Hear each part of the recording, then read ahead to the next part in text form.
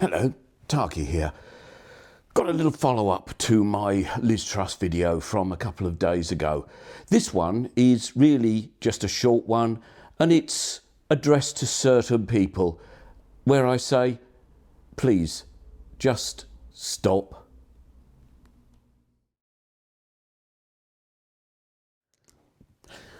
Firstly, it's to wealthy people and well-meaning but possibly slightly misguided newspapers busy trying to offer their 10 penn'orth of insight into how to save money on one's energy bills. Jamie Oliver cooking on his slow hob. The Guardian a few days ago had a page full of things that might perhaps, if you added them all together, make perhaps 3 figures savings. Unfortunately, the biggest problem with these people is that I don't think they've truly grasped the nature of the rises due to hit people, unless, as newly installed Prime Minister Liz Truss promises, there is a considerable public buy-in via our taxes, basically, to holding energy bills at the price that they were on the last price cap, not the current one. You see, there's a Resolution Foundation graph that's doing the rounds. If I could find it, I'll drop it in here, but I'm having trouble finding it on the internet. But there is a Resolution Foundation graph which quite clearly shows that there's a small number of peaks and troughs, but energy prices have broadly been the same since the 1970s. A few small rises. What a lot of the people that are trying their best to offer us energy saving advice don't seem to appreciate is that this isn't a 15, a 20, 25% rise in energy costs. The resolution graph makes it quite clear that it's 300%, possibly by next March, April, 500% rises. And that's just for households where there is an energy price cap. For businesses, they're already seeing that 500% rise, either directly or forecast for when their own fixed rates perhaps run off.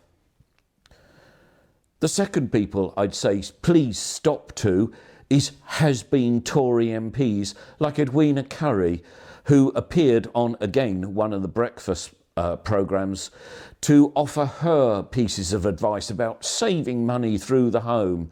She promptly presented a piece of that silver foil that you could stick behind your radiator, which will save you a few pennies every time your radiators is running. This suffers from the same problem as the first stop category, wealthy but well-meaning newspaper columnists and celebrities, except this is from has-been Tory MPs, who in many ways are responsible for the problem in their privatisation of the energy industry and their failure to really pursue ways of delinking the British energy economy from people we'd rather not deal with and from fossil fuels generally. Martin Lewis, founder of moneysavingexpert.com, was on the same programme. His face is a picture, and so's the presenters next to him when Currie raises her piece of silver foil as though it's some offering to the gods to save one's energy bills.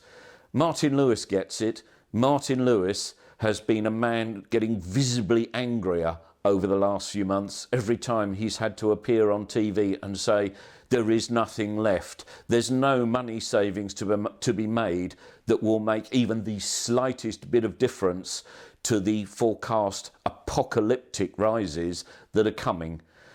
As I say, we can live in hope. And the third group of people that I say please stop to is the Tory party themselves, Liz Truss and her new cabinet.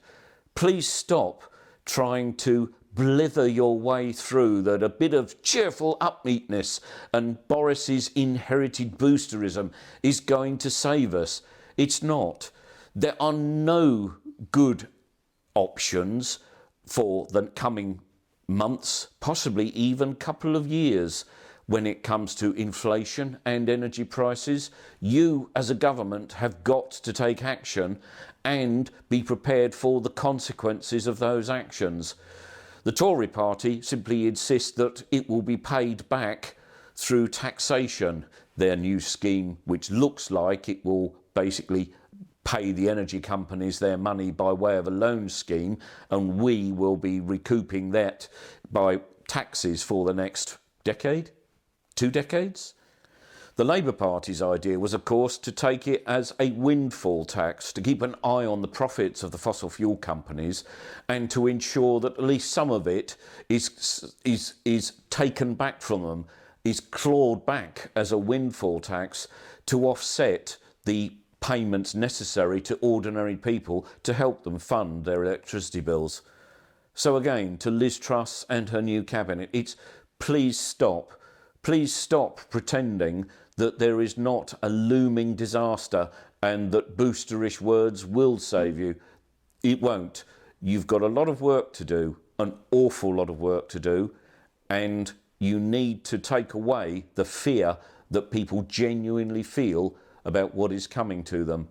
Boosterism and glibly stating that, oh, things aren't that bad, isn't going to do it. Clear enough? Chin chin.